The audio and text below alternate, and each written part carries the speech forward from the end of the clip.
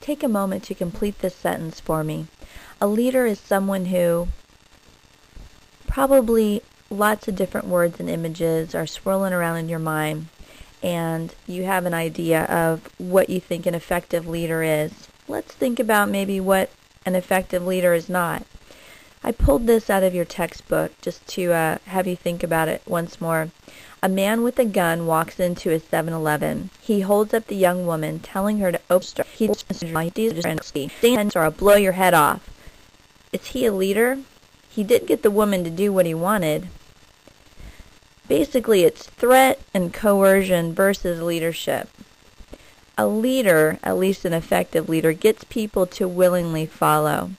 Leaders often earn the right to lead by developing the right skills, and we'll talk about that more throughout this lecture.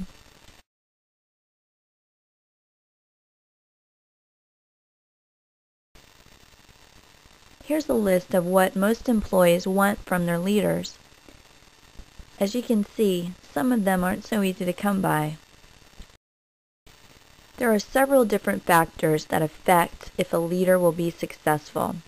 The leader's expectations about human behavior, whether or not they're realistic, the nature of the task to be accomplished, the leader's power, whether it's formal or informal, and the leader's style.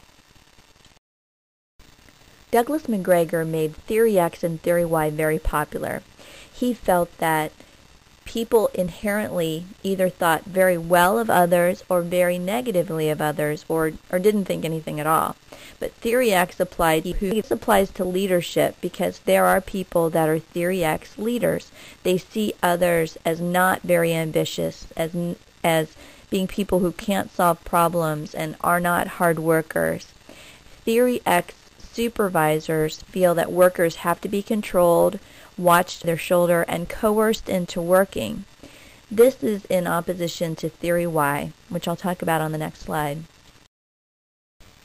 McGregor also proposed that there were Theory Y people, and these Theory Y people felt that others were very capable and motivated.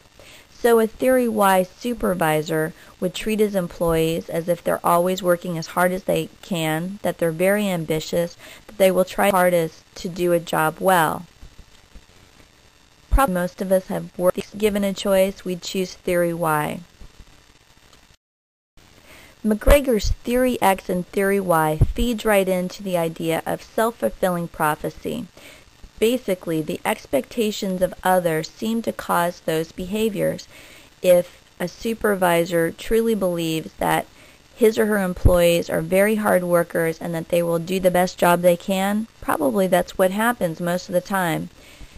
What they found in studies is that you can predict the future of those that you influence. Let's discuss personal power versus position power. Personal power is incremental. This means it grows as people see the person using it well and trust in that person develops. It can be expanded over time and it can be shared. Position power is limited by the job description.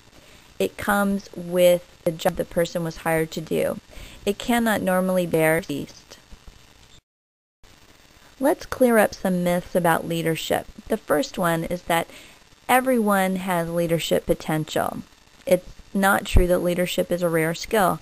There are millions of leadership roles out there and opportunities are plentiful. The second myth is that leaders are born, not made.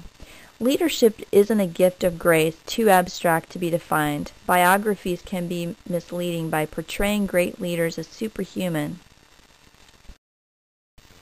Myth number 3, the idea that leaders are created by extraordinary circumstances. The reality is that leadership is exercised in everyday situations, not just during great conflict. Myth number 4 exists only at the top, but they're creating more leadership roles within all levels of the organization. Myth 5, that leaders control, direct, prod, manipulate. But the reality is that true leaders empower others. They don't have to manipulate to get things done.